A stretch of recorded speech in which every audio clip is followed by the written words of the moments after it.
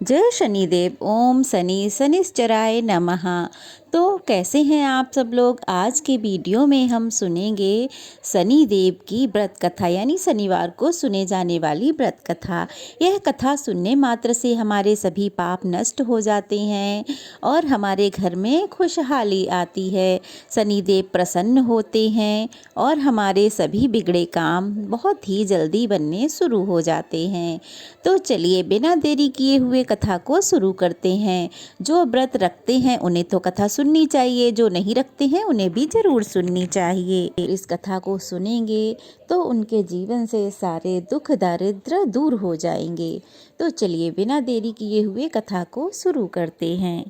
नर्मदा नदी के किनारे एक गांव में एक साहूकार का परिवार निवास करता था। साहूकार की तो मृत्यु हो चुकी थी, लेकिन उनके घर में साहूकारनी, उनके 2 बेटे और एक बड़ी बहू रहती थी। साहूकार का छोटा बेटा मानसिक रोग से ग्रस्त था, उसकी मानसिक स्थिति ठीक नहीं थी। साहूकारनी की बहू तारा, जिसके शादी के कई वर्ष बीत गए थे लेकिन उसको कोई संतान नहीं थी।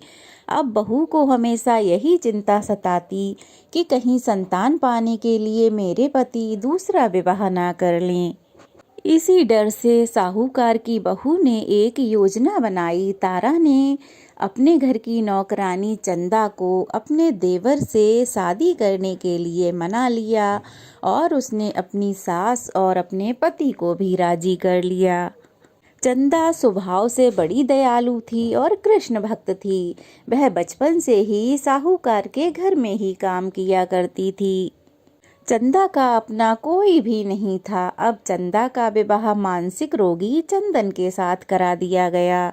शादी के कुछ साल बाद चंदा ने एक सुंदर पुत्र को जन्म दिया, किंतु चंदा की जिठानी तारा ने उसका पुत्र छीन लिया और चंदा को घर से धक्के मार के बाहर निकाल दिया।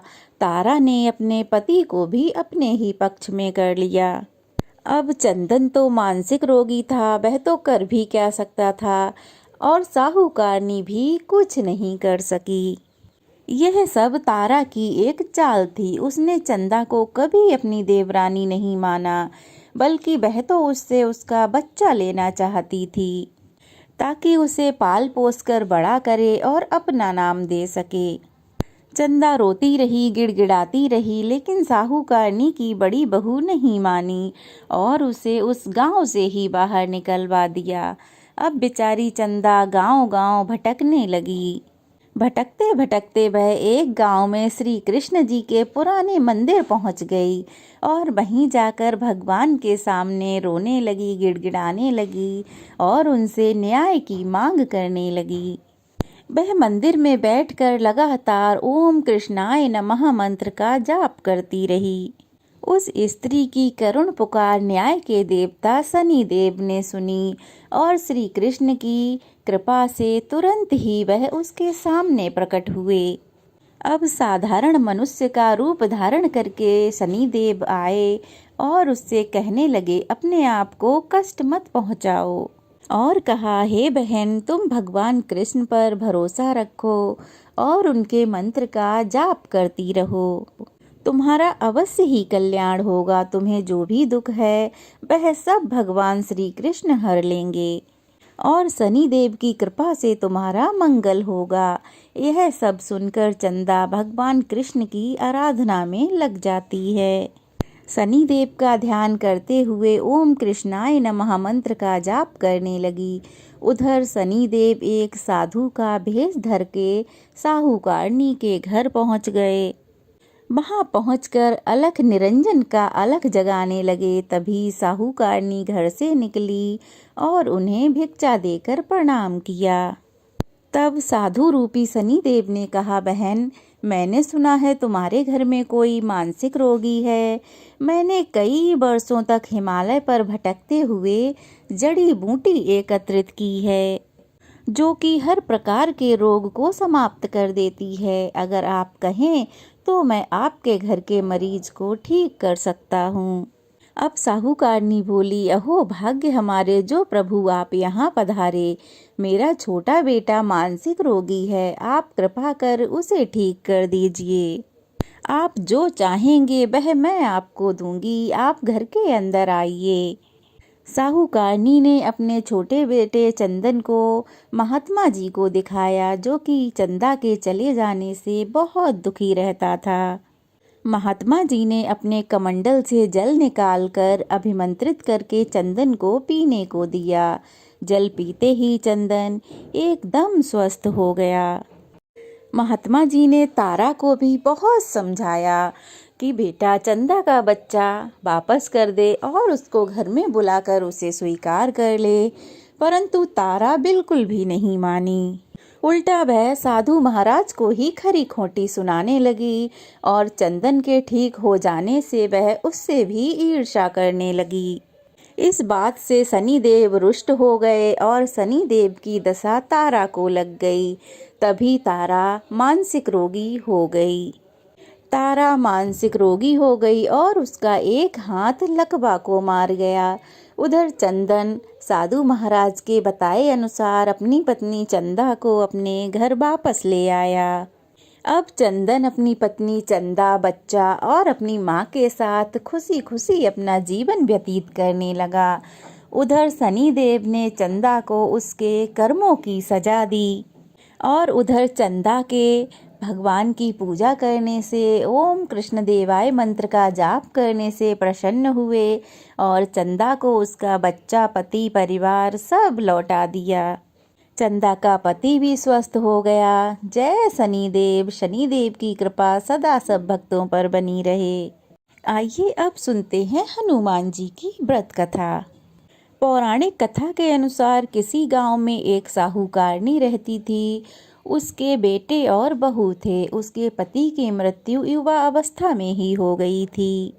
साहूकारनी का एक नियम था, वह हर सुबह हनुमान जी के मंदिर में जाती और पूड़ी, हलवा और चूरमा बनाकर ले जाती थी और फिर हनुमान जी से कहती थी, कांधे सोंठो लाल लंगोठो, हनुमान जी खायो चूरमा और रोटी।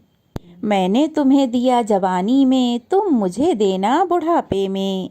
इस तरह पूजा करके साहूकारनी अपने घर को वापस आती। एक दिन उसकी बहू बोली, माँ जी आप रोज चूरमा रोटी लेकर कहाँ जाती हो? तब साहूकारनी बोली, बहू मैं रोज बालाजी के मंदिर में जाती हूँ। बहू कहने लगी, माँ जी आप मंदिर तो नहीं जाती हैं, हमें तो लगता है आप अपने खाने के लिए रोज हलवा पूड़ी चूरमा बनाती हैं और चोरी छुपे बाहर जाकर कहीं खा लेती हैं। साहूकारनी अपनी बहू की बातें सुनकर भी कुछ नहीं कहती है, लेकिन उसे मन में बड़ा दुख होता है। वह सोचती है, मैं तो भगवान की भक्ति करती हूँ और मेरी बहू मुझे चटोरी कहती है। दुख के मारे साहूकारनी अपने कमरे में जाकर सो जाती है। इस तरह सोते सोते उसे 5 दिन हो गए। तब हनुमान जी उसके सपने में आए और कहने लगे, हे साहूकारनी तूने तो मुझे जवानी में दिया, मैं तुझे बुढ़ापे में देता हूँ। तब साहूकारनी बोली, हे प्रभु आज तो आप मुझे खाने को दे देंगे, लेकिन रोज मुझे कौन देगा? तब हनुमान जी बोले, हे साहूकारनी मैं तुझे रोज खाने को दूंगा। अब क्या था, बजरंगबली की महिमा तो देखिए। उन्होंने साहूकारनी को चूरमा, हलवा, रोटी, पूड़ी सब खाने को दिया। साहूकारनी चुपचाप हनुमान जी का दिया हुआ प्रसाद भोजन खा लेती है। इस तरह से धीरे धीरे 5-6 दिन बीत जाते हैं। उधर बहू के घर से अनाज खत्म होने लगता है। लड़के के कारोबार में घाटा पड़ गया, उनके यहाँ कुछ भी नहीं रहा। तब साहूकारनी की बहू ने सोचा, 5-7 दिन हो गए हैं, सासू माँ तो निकली ही नहीं, ना ही मैंने उन्हें कुछ खाने को दिया, जरा देखूं तो सही कैसी हैं। अब बहू ने साहूकारनी की कमरे में जाके देखा कि वो तो बड़ी अच्छी हैं, भली चंगी, मोटी ताजी और एकदम स्वस्थ बैठी हैं। तो बहू कहने लगी, माँ जी, मैंने तो इतने दिनों से तुम्हें कुछ खाने को नहीं दिया, तुम तो फिर भी इतनी स्वस्थ और मोटी हो गई हो। तब साहूकारनी कहती है, बहू, मुझे तो हनुमान जी मीठी मीठी रोटी और हलवा दे जाते हैं, मैं तो वही खा लेती हूँ। अब क्या था, बहू सास के पैरों में गिर गई। अब रोते हुए बहू कहने लगी, हे सासू माँ, हम तो आपके ही भाग्य का खा रहे थे। मैंने आपको इतने दिनों से खाना भी नहीं दिया और आपको झूठा भी कहा। मैंने आपको चटोरी भी कहा, उसी का दंड भगवान जी ने मुझे दिया और हमारे घर से धन, अनाज इत्यादि सब कुछ नष्ट हो गया। बहू कहने लगी, हे सासू माँ, अब आप ही सब कुछ संभालो, आपकी भक्ति पर हमें पूरा विश्वास है। आपने दिया हनुमान जी को जवानी में और हनुमान जी ने वही भोग आपको बुढ़ापे में लौटाया। हनुमान जी की महिमा तो अपार है, उनको कोटि कोटि प्रणाम है। अब क्या था, सासू माँ ने यानी कि साहूकारनी ने खुशी खुशी घर की जिम्मेदारी संभाल ली और वह फिर से रोज हनुमान जी को हलवा, चूरमा, पूड़ी का भोग रोज लगाने लगी। अब तो उनके घर में फिर से खूब बरकत हुई, खूब घर में धन धान्य आने लगा। हे बालाजी महाराज, हे बजरंगबली, जैसे आपने उस साहूकारनी को दिया वैसा हम सब को देना। सबके घर में अन्न धन के भंडार भरना और इस कथा कहानी को कहने वाले, सुनने वाले और हुंकारा भरने वाले पर अपनी कृपा सदा बनाए रखना। प्रेम से बोलो बजरंगबली वीर हनुमान की जय, बालाजी महाराज की जय, शनि देव की जय। तो ये थी हमारी आज के शनिवार की कथा। कैसी लगी कमेंट बॉक्स में ज़रूर बताइएगा। अच्छी लगी हो तो वीडियो को लाइक करके शेयर कीजिएगा, ढेर सारा प्यार और आशीर्वाद दीजिएगा। अगर नए हैं तो प्लीज़ चैनल को सब्सक्राइब ज़रूर कीजिएगा। जय हनुमान।